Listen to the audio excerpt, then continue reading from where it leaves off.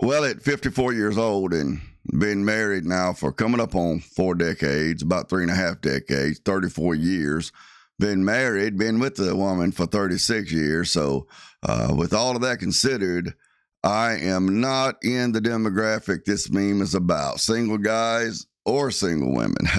Not at all. However, being 54 years old and having made more mistakes than most people have even attempted to do something, I have quite a body of experience from which to draw to elucidate the situation to you, ladies. So, why do modern single guys want to be chased rather than chasing women? Because they do not want to go to jail and they don't want their reputation to be tarnished by some sort of accusation of impropriety at the very minimum. You see, men, our power in the culture is not really based on our physical strength, although that does come into play sometimes. It's based on our reputation, our good name, our word. Doesn't matter how big and strong we are if the community thinks we're a scoundrel. But if the community thinks that we are actually good men, and that's good men as defined by other men, not defined by women. But if the community believes that we are in fact good men, well, then we will have much more power and leverage in the community than some guy who is big and physically strong. That's the way it works. So our reputation to a man is what physical beauty is to a woman.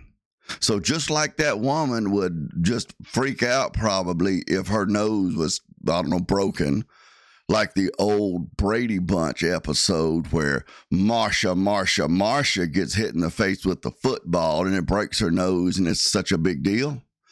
A man's reputation has that same effect if he gets hit in the nose with some sort of accusation of predatory behavior, which the culture seems to really enjoy doing to men nowadays.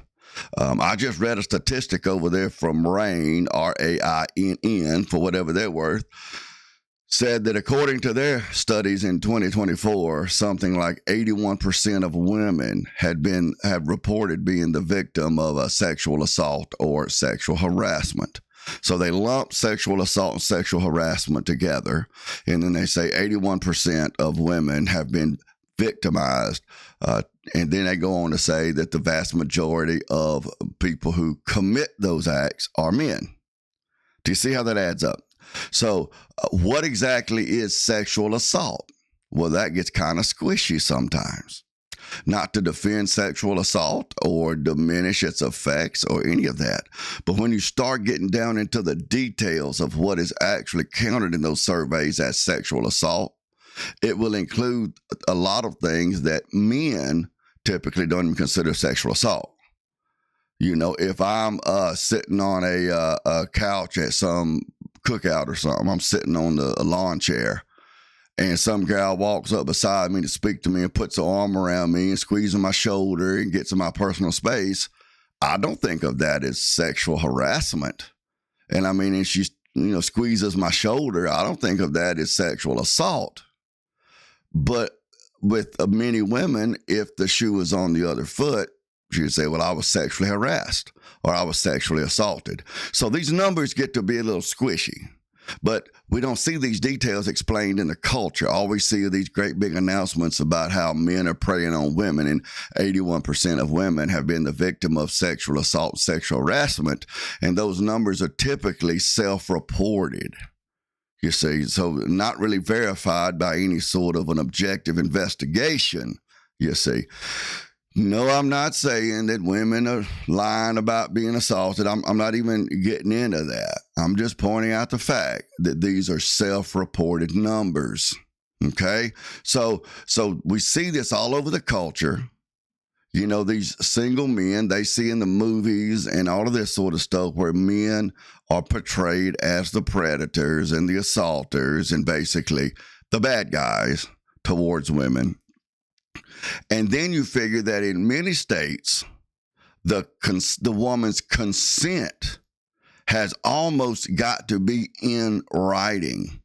I remember about 10 years ago or so in the news, they were talking about how many universities actually had a document that was supposed to be signed by both participants before they had any sexual contact, so they could prove that that woman had given consent. Deirdre and I were riding down the interstate years ago, and there was a big billboard put up by one of these organizations that had a college-age boy, college-age girls, a little headshot on it, and the billboard said, if she's drunk, she can't give consent. And Deidre, the woman, said, y'all think I'm the crazy one. She'll tell you real quick. That I'm the nice Snyder. She's the crazy Snyder. But she spoke up. She said, if she's drunk, she can't give consent. What if both of them are drunk? What if the boy and the girl are drunk? Who assaulted who? See, they don't want to get into that. This is the way it's presented in the culture, is that in these situations, he's the predator. In some states, that woman can remove consent in the midst of the act, in the midst of it. Okay, maybe that's a legitimate, justified thing to do. I don't know. I'm just saying that it makes it very, very complicated that as that boy chases that girl, it could easily be considered harassment or even lead to assault on a technical sense. When the situation gets out into the community and their opinion, and when the lawyers and the special interest groups get involved in it, that boy can be doing what is just natural flirtation, chasing, whatever, and it be flipped around on him like he's a predator. And, I've read too, I haven't completely searched this out, but I have read that in some states today, the woman can remove consent after the act. How crazy is that? How many stories? I mean, I've seen many of them on television, on the news, where a woman would say, for instance, when he made a move on me, I just froze and shut down, and I just went along with it. I didn't really want to, but I just went along with it. Okay? How is that man in that situation, if she goes along with it, how does he know that she didn't consent? If he doesn't know anything about her sexual history, because these same women, many women would tell you that asking a woman about her sexual history is inappropriate. So he doesn't know anything about her. He doesn't know anything about her mental, emotional state, if she's been assaulted in the past, if whatever. All he knows is she seems interested and willing. He's interested and willing. Brown, chicka, bow, and he's moving along, and she doesn't say no. She doesn't resist. She seems to just be having a big old time. And then she turns around and says, well, I shut down. I froze. I didn't really want to, but I was afraid. And how would he know those things? So it's a very, very risky situation nowadays for single men. In the effort to protect women, we've gotten to a point, the culture's gotten to a point, not Big Daddy. Like I said, 36 years with this woman, ain't no shame in my game around here. But in the culture in general, it's gotten to a point where these single guys are, to use a word Mama used to use, a phrase Mama used to use, they're damned if they do and damned if they don't.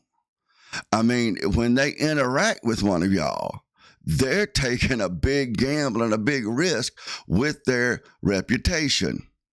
When I was a kid, the biggest risk you took approaching a girl is if you approached her and then she went to her friends and made fun of you. Or if you approached her and y'all may have had some sort of an engagement, and then you find out she's some hoochie hoe who's been around town, whatever. You might say, well, kind of hurt my reputation or whatever. That was the biggest thing.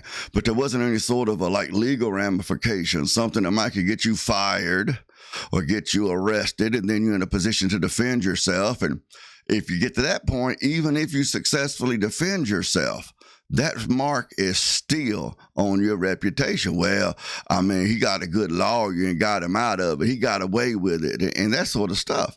It's a huge risk that these single guys have to take when it comes to engaging with women in the culture today.